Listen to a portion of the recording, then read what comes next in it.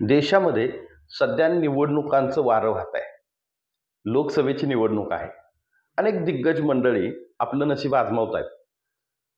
काही विद्यमान खासदार पुन्हा एकदा निवडणुकीला सामोरं गेले. विशेष म्हणजे त्यात काही संसदरत्न खासदार परत निवडणूक लढत आहेत. संसदरत्न या विषयावरती मतं देखील मागितली जात आहे. पण बऱ्याच लोकांना माहीत नाहीये की हा संसदरत्न पुरस्कार म्हणजे नेमकं काय आहे, हा पुरस्कार कोण देत आहे आणि त्या पुरस्काराचे मानकरी कसे ठरवले जातात. एकंदरीतच काय की ह्या संसद रत्न पुरस्कार मिळाल्यानंतर सध्या मतं मागण्याचा जो कार्यक्रम चालू आहे त्या संसदरत्न पुरस्काराच्या बाबतीमध्ये मी आज नवीन माहिती तुमच्या पुढे घेऊन येतोय. बऱ्याच लोकांना संसदरत्न पुरस्कार हा कोण देतं याची माहीत नाहीये. याच्याबद्दलचा हा जाणून घेण्याचा छोटासा प्रयत्न आहे. नमस्कार, मी मच्छिंद्र टिंगरे. तुम्ही पाहताय माझं यूट्यूब चॅनल जाहीर सभा. संवाद हे लोकांना जोडण्याचं साधन आहे आणि याच विषयाला धरून भारतामध्ये पहिल्यांदा एक चेन्नई या ठिकाणी एक NGO तयार झाली आणि त्या NGOचं मुख्य काम होतं संवाद कौशल्य आणि संवाद कौशल्यावरती काम करणं.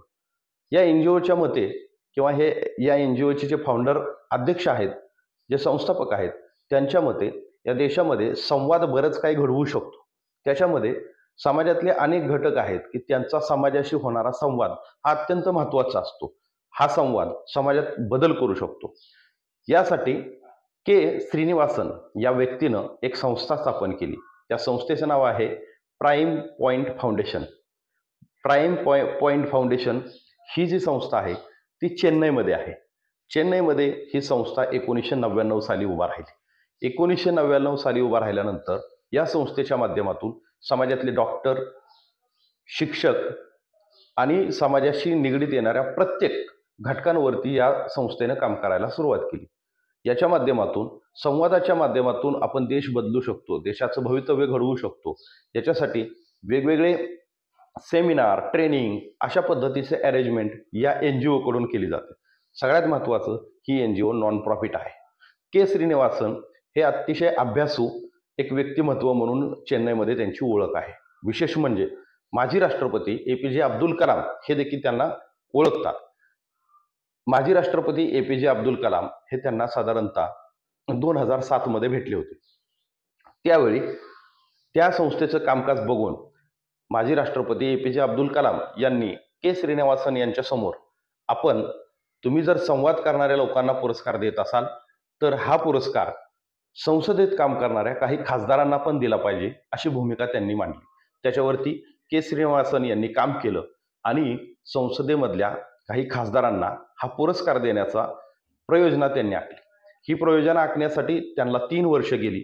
2007 पासून 2010 पर्यंत या संसदरत्न पुरस्कारासाठी त्यांनी काही क्रायटेरिया ठरवला, त्याच्यावरती काम करायला सुरुवात केली. संसदरत्न पुरस्कार द्यायला सुरुवात झाली ती 2010 सालापासून.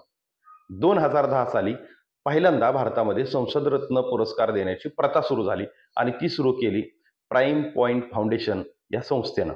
या संस्थेचे अध्यक्ष श्रीनिवासन यांनी संसदेमध्ये काम करणाऱ्या काही खासदारांची गुणपत्रिका काढायचं ठरवलं. विशेष म्हणजे त्याच्यासाठी हा पुरस्कार मिळवण्यासाठी स्वतः शासन कोणालाही पुरस्कृत करत नाही.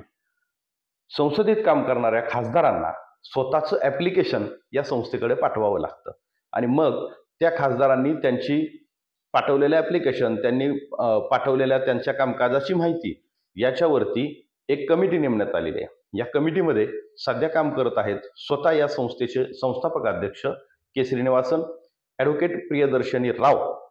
हे जे कमिटीमधले मेंबर आहेत, हे कमिटीतले मेंबर आलेल्या सगळ्या ॲप्लिकेशनच्या बाबतीमध्ये किंवा खासदारांकडून जे आलेले आहेत त्याची माहिती, त्याची छाननी करतात आणि त्याच्यामध्ये पुरस्कार देण्याचं ठरवतात. देशामध्ये सर्व पक्षाच्या लोकांना हा पुरस्कार देण्यात आलेला आहे. सगळ्यात महत्त्वाचं असं आहे की या पुरस्कारासाठी क्रायटेरिया काय आहे किंवा त्याच्यासाठी गुणपत्रिका काय ठरवली.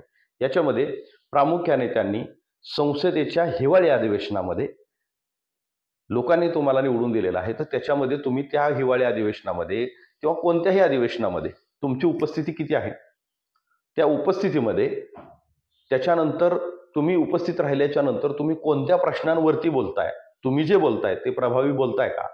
तुम्ही स्वतःहून एखादं प्रायव्हेट बिल मांडताय का? प्रायव्हेट बिल म्हणजे काय? जे सरकार बिल मांडतं ते शासकीय असतं आणि काही संसद, काही खासदार हे स्वतः एखादा सरकारपुढं विषय मांडत असतात. ते प्रायव्हेट बिल मांडणं आणि ते बिल जर सरकारला पटलं किंवा विरोधी पक्षाला पटलं तर सगळ्यांच्या संमतीनं ते देखील बिल पास केलं जातं. तर अशी बिल मांडली जातात. तर अशा काही गोष्टींचा विचार केला जातो हा पुरस्कार देत असताना. आता सगळ्यात महत्त्वाचं काय, की हा पुरस्कार ज्यावेळेस दिला जातो त्यावेळेस हीच एन-जी-ओ आणि ह्याच एन-जी-ओचे ज्युरी जे आहेत, जे निवड प्रक्रिया समिती आहे, हे ठरवतात, की हा पुरस्कार कोणाला द्यायचा. त्याच्यामुळे 2024ला जवळपास 17 खासदारांना हा पुरस्कार देण्यात आलेला आहे. सगळ्यात महत्त्वाचा विषय असा आहे, की जवळपास 14 वर्ष झालं ही प्रक्रिया सुरू आहे. म्हणजे संसदरत्न पुरस्कार हा संसद निर्माण झाल्यापासून दिला जात नाही. ही सगळ्यात महत्त्वाची बाब आहे.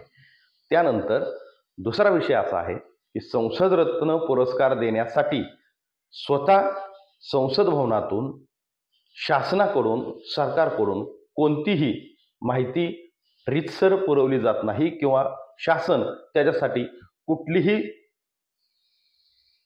स्वतः शासन ह्या पुरस्कार देण्याबाबत कुठलाही अभिप्राय देत नाही किंवा कोणाची रीतसर प्रस्ताव देखील शासन पाठवत नाही.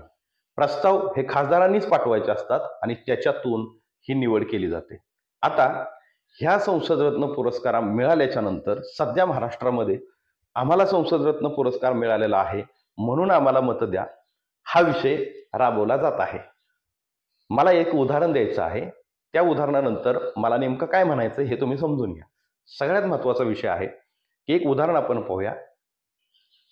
शाळेमध्ये 2 हुशार विद्यार्थी असतात. आता हुशार विद्यार्थ्याचा क्रायटेरिया काय ठरवला जातो? 1 तो दररोज शाळेत येतो. 2 तो स्वतःहून काही प्रश्न विचारतो. 3 कोणत्याही प्रश्नाचं उत्तर तो सहज देतो. अर्थात तो हुशार विद्यार्थी असतो. पण ह्या हुशार विद्यार्थ्यांमध्ये 2 क्रायटेरिया असतात. एक हुशार विद्यार्थी पुढे जाऊन देशाची सेवा करतो आणि त्याची हुशारी, त्याने शाळेमध्ये मिळालेली गुणवत्ता ही देशासाठी वापरतो. आणि दुसरा हुशार विद्यार्थी तेच काम करत असतो, तोही प्रश्न देत असतो, प्रश्नांची उत्तर देत असतो, तोही रोज शाळेत येत असतो, पण तो फक्त स्वतःचं आणि स्वतःच्या कुटुंबाचं भवितव्य बघतो. फ्लॅटमधली संस्कृती तो जगत असतो. ह्या 2 हुशार विद्यार्थ्यांमधला हा फरक आहे. त्याच्यामुळं तुमच्या पुढे आलेला कोणताही संसदरत्न खासदार हा लोकहिताचा होता का, लोकहिताचा आहे का, त्याच्या संसदरत्न पुरस्काराचा समाजाला काय फायदा झाला का, त्यानं समाजासाठी काय काम केलंय का, ह्या गोष्टींचा निश्चित तुम्ही चौकसपणे विचार करा आणि मगच अशा पद्धतीने प्रचाराला बळी पडा. संसदरत्न पुरस्कार नेमकं कोण देतं, कशासाठी देतं याची माहिती मी तुम्हाला दिलेली आहे. याबद्दल जर तुमचं काही मत असेल तर तुम्ही नक्की कमेंट करून कळवा. तुम्हाला हा व्हिडिओ कसा वाटला हेही सांगा. धन्यवाद.